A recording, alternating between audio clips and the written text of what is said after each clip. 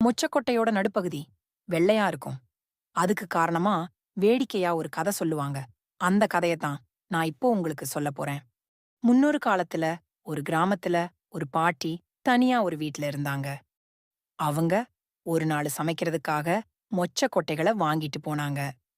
வீட்டுக்கு வந்த உடனே அந்த மொச்சக்கொட்டைகள வேக வச்சுட்டு அந்த பாட்டி மத்த வேலைகள பார்க்க போயிட்டாங்க. அப்போ வேக போட்ட மொச்சக்கொட்டைகள்ல இருந்து ஒண்ணு மட்டும் வெளியில வந்துருச்சு. அதே மாதிரி ஒரு நெருப்புத் துண்டும் வெளியில வந்துருச்சு. அதுக்கப்புறம் அடுப்புல இருந்து ஒரு குச்சியும் வெளியில வந்துருச்சு.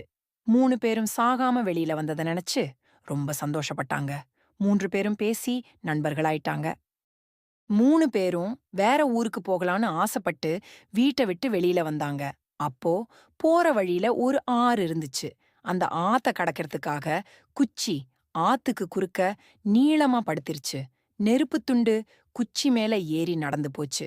பாதி வழியில வந்த உடனே கீழ தண்ணிய பார்த்து ரொம்ப பயந்து போயி அங்கேயே நின்றுச்சு. நெருப்புத் துண்டு ரொம்ப நேரமா ஒரே இடத்துல இருந்ததுனால மரக்குச்சி 2 துண்டா உடைஞ்சு தண்ணிக்குள்ள விழுந்துடுச்சு.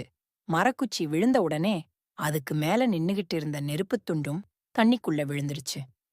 இத பார்த்த மொச்சக்கொட்டைக்கு சிரிப்ப அடக்க முடியல. வயிறு வலிக்க ரொம்ப சிரிச்சுச்சு. அதனால அதோட வயிறு வெடிச்சு குடல் வெளியில வந்துருச்சு. மோச்சக்கொட்டை வலியில ரொம்ப அழுதுச்சு.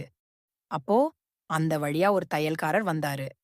அவரு அந்த மொச்சக்கொட்டைக்கு உதவி செய்ய நினைச்சு அவகிட்ட இருந்த வெள்ளை நிற நூல வச்சு மொச்சக்கொட்டையோட வயிற தச்சாரு.